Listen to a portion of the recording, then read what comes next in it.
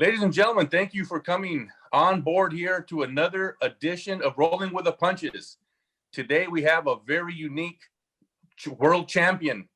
This young man here on the 1st of February, 2003, made history as he became the first Salvadorian world champion, boxing world champion, that is, in the super featherweight division. Ladies and gentlemen, today we have Carlos, el FAMOSO Hernandez. And right now I'm going to pass the buck on to David Contreras out there in Fort Lauderdale, Florida. How you doing, David? Hey, doing great, Jaime. Hey, once again, we're honored to have you on our show, Carlos. I'm going to call you champ because once you're a champ, you're always a champ. It never goes away. I appreciate that. Thank you. Thank you. No problem. You know what? It's an honor to have you. I did a little bit of research. I remember when you fought Floyd Mayweather. And I remember after that fight, when they interviewed Floyd, several, newscasters interviewed him, and also the paper media interviewed him. I remember him saying, I never forgot that. I was telling Jaime that he said he's never been hit so hard before. And after the 6th round, he actually had fractured both of his hands hitting you. And he probably today he still remembers that. And then I saw the fight with you and Eric Morales, and I saw some of your other fights, and I'm like, my God, what an outstanding fighter! And above all, I mean, being the first world champion para la gente de San Salvador, for the people of San Salvador. Tell me about that. How was that, and how has it affected your life throughout the years, having that title? Well, let me tell you that. First of all, thank you for having me here on your show.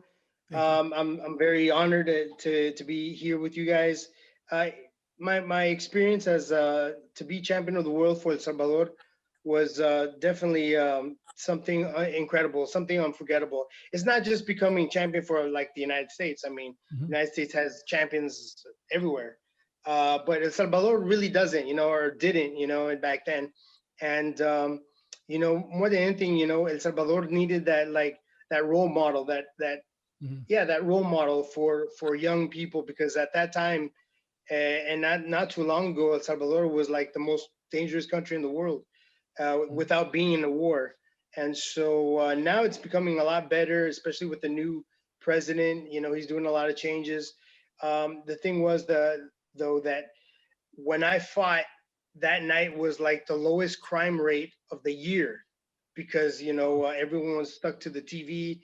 There was no crime. People were just watching the fight, and that brought me so much joy, and it was just amazing. That amazing feeling that I could touch so many people and in a country. That's why when I speak about my country, when I speak about El Salvador a lot, I get emotional, because it means it comes from the heart, and it means so much to be that one guy that that is paving the way for other Salvadorians. Although I'm born and raised in LA, but I'm Salvadorian. I lived in El Salvador. I'm puro Salvadoreño, but the thing is, you can't take the Salvador out of me. That's who I am. I was born in LA, born in the United States. My shorts are my old shorts were the shorts of El Salvador in the front and the United States in the back, because I'm a first generation of American here in the United States. And so there's not a lot of it's a new generation of a lot of Salvies. We call them Salvies, because they're Salvadoran Americans. And that's what I am. And my children now are Salvadorian, Mexican, American. So they have a mix of that. So there's another generation because there's a lot of Salvadorians mixing it up with the Mexican people. Yeah, so they're Mexican because your wife is Mexican? Correct. My ex-wife. Yeah, she's Mexican, your ex-wife. Yes. Okay. Yeah. Wow. Hey, talking about peer pressure, Jaime and I were talking about it earlier. I mean, here you are fighting for a world champion at featherweight. You got the president of El Salvador sitting at ringside. You got Roberto Duran and you got Arguello sitting at ringside. Talking about peer pressure, how did you feel when all of a sudden you see the president, you see Arguello, and you see Duran there? How did you feel? Do you remember? Did it affect you in any way? Well, we met up before the fight, and Oh, so okay. it was obvious.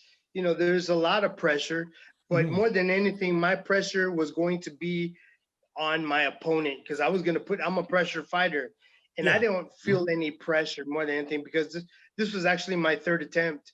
I fought for the title first time against Chicanito. May God Mhm. rest his soul. He was a great mentor of mine. I was his Mhm. chief sparring partner for many years. And then after that, I fought Floyd Mayweather, the great Mhm. Floyd Mayweather, who's going to be inducted into the Hall of Fame.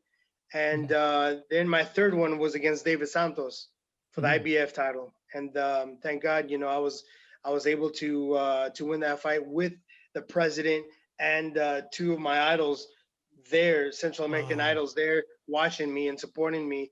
It was a lot of pressure, but I didn't Wow. feel it. I felt it Mhm. after, like, oh my God, I did this. Yeah. Because I knew I was going to do it. It was Wow. just, it was that mentality that I had. It Mhm. was my ex-wife, back then she was a sports psychologist. So she Mhm. really helped me focus and just see the win. So there was no way I could see myself losing. I Yeah. mean, I was in such great shape for Mhm. that fight. I just knew I was gonna win. And I Wow. had a great corner. I had Amica Brusa, who had Carlos Monzon.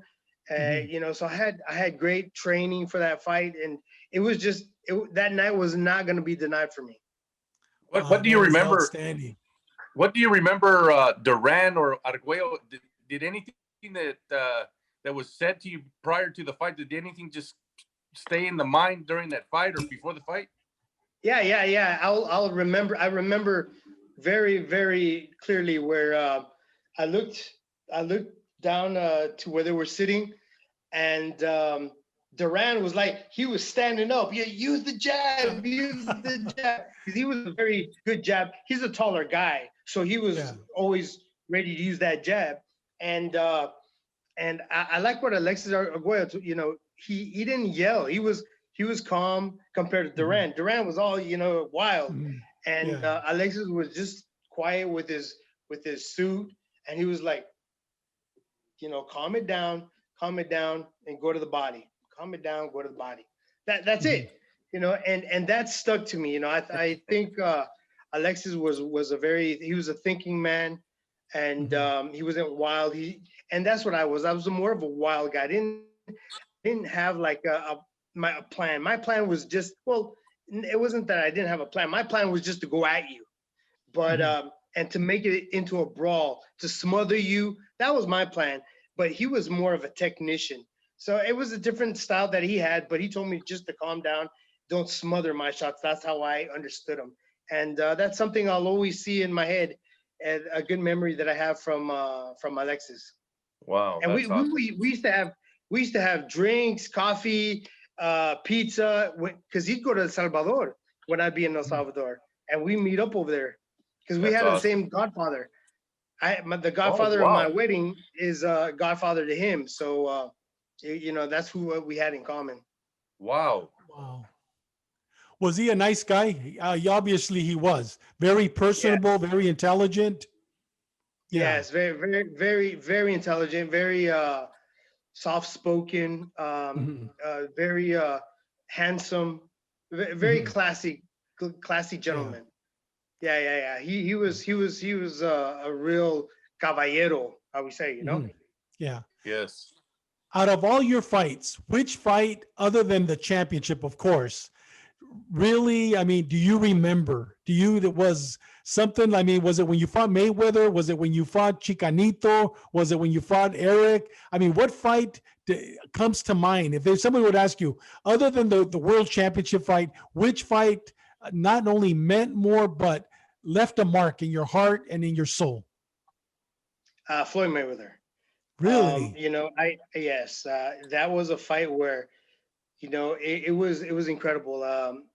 There's a documentary out on me about my preparation for that fight, Mhm. and it was incredible. It was just incredible. I think that was like the best shape I've ever been ever in my life, and it was just my mentality, my mental state was right, spot on. It was perfect. Obviously, I didn't win, but I felt like I did my best, and giving it my best in his hometown, with thousands of people, over 12,000 people booing me. But at the end, they were cheering me on. They were waiting for me. These brothers, you know, the African American people, Yeah. they were outside waiting for me for autographs, and it was really cool to feel that I changed his audience, you know, and people were booing Mayweather, you know, at his home, and it was a good emotional win for me. You know, I didn't win, but I mean, I have the only knockdown recorded, which it wasn't really a Exactly. knockdown, but he went down. You know, he went down, so I'll take it. That's right. Yeah. Was he a lot faster than you thought he was going to be? You know what? I used to spar a lot with Gennaro and Shane Mosley. We used to do the round robin. We used to just train together and help each other out. And I've always thought Shane Mosley was my favorite fighter. He just was phenomenal. Oh, phenomenal. And he had a lot of that hand speed, very, very fast. And he really would encourage me to work on my speed. And I liked that. I wanted to imitate Shane. And so when I fought Floyd, I didn't think he was as fast. I was like, oh, he's not going to be as fast as Shane. Yeah. But he's different. He's got a different kind of speed. It's not just about hand speed. It's more about reflexes and coming back with the shot. You know, it's more about reflexes and coming at you and being accurate. He's not just throwing. He knows what he's throwing. So he's very well that right hand. He knows. Yeah. He knows he's gonna land that right hand. So he could land like, I mean, he could throw about 15 shots, but like 10 of them are gonna land. So his percentage is very high. Champion, when you fought Kevin Kelly and Steve Forbes, there was some good fights that you had with both of those. Steve Forbes. And I mean, you had some battles, man. You fought some. I think that was a very tough division compared to I think now. I mean, it was loaded. That division was loaded. I mean, you had to be my time. You had to be up there to be even competing at that level with those fighters. Yeah, it was a good era for the lightweight division. Like I said, you had Diego Corrales, you had Shane as well, but then he moved up. But he was at the lightweight level. You had just a lot of great fighters at that time. You had Pacquiao, and so it was good. I mean, I had really good fights with Steve Forbes, with Kevin Kelly, with just a heck of a lot of great fighters. That I think Goyo Vargas, you know, and Goyo Vargas, you know, he was a former world champion, and he was a really good fighter. He's just, you know, I was able to squeak out a victory over him. Out of all the fights, which fight do you remember that they hit you the hardest, that you felt the hit out of all the fights? I know every fight's different, but which one do you remember? That one I could tell you for sure is a guy from Colombia named Douglas Villarreal. I heard he died already, but I think he died from hepatitis or something like that. But the guy, it lasted one round. You know, the guy hit me on top of the head because, you know, I was going forward, and I put my head down and he hit me on top of the head, and I saw white. I saw like a flash, and I didn't stumble, I didn't stagger, but I couldn't see. So I tried to stay close to him so I could feel where he was. And as soon as I got more like, I got my bearing straight, my vision. Yeah. I was able to take him out that same round. Wow. That's interesting. But he was the hardest I've ever felt. Like, oh my God. Cause like he hit me, I saw white, but it sounded like a ring in my ears, like boing. It was like something I never experienced before. So it was something I won't forget. Yeah, he really clocked me. You know, one of the things that I also read about you, and I thank you. I was a police officer for the city of San Diego, a detective sergeant for 27 years, and I worked the gang unit. and I saw that you went actually, and you went to Panama, and I think you went to El Salvador too, and you spoke at a great conference, which is one of the international gang conferences, and you talked about Mara Salvatrucha. You talked about growing up in their environment, how sports helped you, and on behalf of all law enforcement, I want to thank you because that was something great that you did. No pun intended, like we said earlier. Yeah. Great that you did. But you know what? It's outstanding that you could go back now and talk to the youth and be a positive and a great role model to them, not only to them, but also a great ambassador for boxing. I appreciate that. Yes, like I said, I didn't grow up in a nice neighborhood. It was pretty bad. We later moved to a better neighborhood, but still, I was already growing up like that. Kind of Yeah. crazy and fighting, and so when my father, saw that I was hanging around too many, little gangsters, he took me to the gym in Paramount, and that's where I started. That's where I started boxing at 15 years old, and that's where boxing, to me, it's changed my life. Yeah.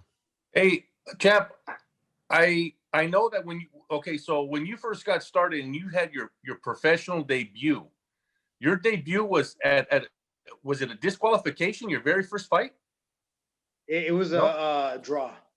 It was a draw. Okay. Yeah, it was a draw. My first fight was a draw, and Wow. it was one of those fights that I saw, like a lot of guys that I used to train with going to the Olympics, and they were gonna go to the Olympics, and I'm like, man, I can't do that anymore because I stopped boxing like I think it was in '91. I stopped because I lost to go to the Goodwill games, and Mhm.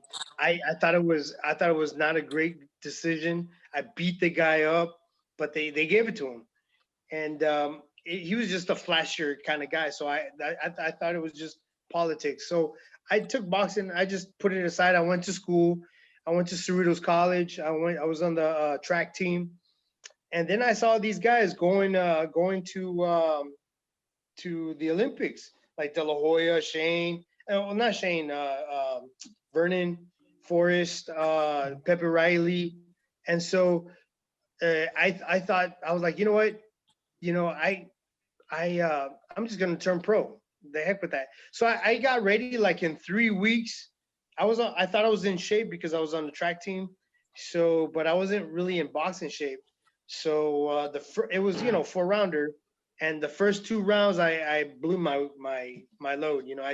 I got tired, and then the last 2 rounds the guy beat me. So it was a draw. So it was a good experience. I from there I said, you know what, I'm gonna put school aside for now, and I'm gonna dedicate myself to just boxing, and that's what I did. And then my next fight was in April, and from there on, I was undefeated for 21 fights. Wow. Hey, champ. So what are you doing now? You're living in San Antonio and you're still training boxers. Are you going to become a promoter? What are some of your goals now? Well, the thing was, I was a promoter here. I was a local promoter here in San Antonio, promoting shows here for a few years at the San Antonio. What do you call it? The event center, and Mhm.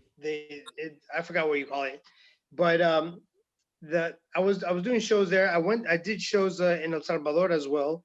Mhm. I was wanting to do one in Nicaragua, but and in LA, but this is when the pandemic hit, Yeah. and Oh, so wow. that's when I just stayed here in San Antonio, and I've been here for almost since actually since March. I mean, I come and go. I go back to LA when I can, but I my main residence is here in San Antonio. Do you have your own gym? Are you going to open up a gym in LA and also in Well, San see, Antonio? Uh-huh. that was the thing, is I did have 2 gyms here in San Antonio, but Mhm. but it didn't go well for me. It just not many people went, and it's a Uh-huh. boxing town, but it's not like the fighters stay, because the Mhm. fighters that are good fighters here in San Antonio, they go to LA or they go to Mhm. California. So it's kind of hard to make fighters here in San Antonio. and so they leave the state to train somewhere else. So it's kind of hard to have my gym as a real boxing gym. More than anything, now what I do is I just train clients. I go to their homes and I train them boxer size. That's mainly what I'm doing now, you know, since I'm trying to get back into it little by little. I was in the works of opening a gym in LA, but again, because of the pandemic, we put that on hold. What about a promotional company? Have you considered that? Well, You know, that's and what I had. I have oh, it a was a promotional promotional. company, Oh, okay, yes, you did. Yeah, okay, yeah, which is FAMOSO Productions, yeah. and we did promote many shows. We had really good shows here in San Antonio, but you know, it's like, again, with the pandemic and all, you know, we rely on the people to be there. Exactly. And Yes. for us, not just to do it on TV, doesn't work for me. I'm not a Yeah. big promoter where I could rely on just TV. You know, I Yeah. need people. Exactly. Well, you know what? Today we have he's not a guest with us, but hopefully in the near future he will be. But we also have another gentleman that is the first world champion for Honduras, Teofimo Lopez. Teofimo And Lopez, man, I Teofimo congratulate Lopez, him. tell I'm me, so what do you happy. think about him? What do you think about Dude, him? I think he's great. I wish I could take a picture of him and be with him, meet him. You know, Yeah. he's great. My kids love him. Well, my son loves him. He's a great fighter, and I think he brings a lot of excitement to the sport. Yeah. Well, I'll tell you, champ, if we get him in the next couple of weeks or next months or so, we're going to make it a foursome. We're going to have him on and we're going to have you on. And that'd be great. we Yes, could all, yes. I mean, we'll have two South American first-time world champions. What do you think, Jaime? Good idea? Beautiful. That would be Yeah. great. That would be historical. And, you know, I think it would be some interesting conversations there going on. More than anything, man, he's great. You know, he's to be the undisputed champ at what, 16 fights, 17 fights. Yeah. Is amazing, and I mean, I really congratulate him, and I think he's like my top dog right now. He's my favorite fighter right now. What do you think of the young man from Puerto Rico? Or no, actually, he's from the Bronx or Brooklyn. The young man that's knocking everybody out there in the first round. Edgar Berlanga. Berlanga. Yeah. I think he's a great fighter. I mean, maybe not a great fighter. He's just a strong puncher. I still can't tell yet because you know, nobody could give him more rounds to see his technique. He's a very wild fighter, but he does have power. So I mean, I think I would like to see him go like 3 rounds at least. But I believe he's a good fighter. I mean, that's why he's what, 16-0, 16 knockouts. I think there's something there with his punches. You know, he's a great fighter, and hopefully we can see a new, like Tito Trinidad, you know, type of fighter. Yeah. Well, he reminds me a lot of Tyson, Mike Tyson. I mean, because he's just literally, I mean, first round knockouts is just unbelievable. But yes, he'd be great. I'd like to see him fight David Benavidez. That would be a good fight. Yes. I would like to see David Benavidez as well against the winner of Canelo and Caleb Smith. Caleb Smith. Yes. Yeah. That would be. I like Benavidez. I saw him in LA when he was 14 years old or 16 years. I think it was 16 years old. And he was beating up on world champions at the gym in Wildcard. Really? And yes. And so I was like, this kid is going to be, oh my God, I couldn't believe it. I was like, my God, this kid is going to be something. And he was pretty big too, right? I mean, he was pretty heavy at the time when he was younger. Yeah, well, yeah. Now he lost the weight. Yes. Yeah. He was a little chubby. But now he's I think he's a great fighter. He's a great fighter. Yes, he is. Yeah. Wow. Hey, champ, I was going to ask you, here where I live, aquí tienes tu casa, como te dije, tengo una persona que nos ayuda aquí, que es una persona que es muy buen amigo mío, se llama Francisco Méndez, y su hermana de él, his sister, es la comisionada Alicia Méndez, de la Policía Nacional Civil en San Salvador. Si puedes, por favor, mandarles un gran saludo, y van a estar contentísimos y muy agradecidos. No, claro, claro, para la familia Méndez, mire, los agradezco mucho, especialmente a usted, Alicia, por su labor, su trabajo con la PNC. Yo sé que es un trabajo bien difícil, pero como es El Salvador, las mujeres del Salvador son la fuerza, es la fuerza del país. Así que le agradezco mucho, lo queremos mucho, la respetamos mucho y gracias y les mando un abrazo. Muchas gracias, campeón. Thank you very much, champ. Jaime, last Hey. Words. Well, I just we feel honored, man, having you on here, champ. Yeah. I hope that here in the near future we do have that four-way Zoom with the champ, and I'm just looking forward to it. We thank you, man. You had some beautiful stories. I know we can go on and on with all the different fighters that you faced and the you know, the struggles of getting there. And I mean, there's a lot of history behind you. Like I said, we could be here forever, but we really appreciate the time that you gave us. And I think that it gives a little taste to what we're doing with Rolling with the Punches, is that we're trying to keep fighters like yourself, keep it going to the next generation, because many times there's a gap, there's a missing gap, and they really don't realize who paved the way for the champions today. You know, so you are a perfect example of that. You paved the way, you made history. No one will ever take that away from you. And I think we just need to continue telling that story so they don't forget that El Famoso made history on that first day of February 2003. And we just thank you for that, man. And we thank you for just being with us here today. And you're a fan of Rolling with the Punches, man. Thank you very much. I appreciate that. No, thank you so much. And no, it's just like you said, you know, now times are changing. I see maybe hopefully boxing is not dying, which I don't believe, but a lot of people think with the UFC and all that, I think boxing will always be there. And I thank you that there's people like you that are covering old fighters like myself, and just guys that contributed to the sport. And I appreciate that. Thank you, brother. Thank you, champ, and God bless you. Thank you. God bless you, man. One day I'll be there in Fort Lauderdale. Hey, you have my number. Okay, God bless you. Good, Thank you. All right, guys. Gracias.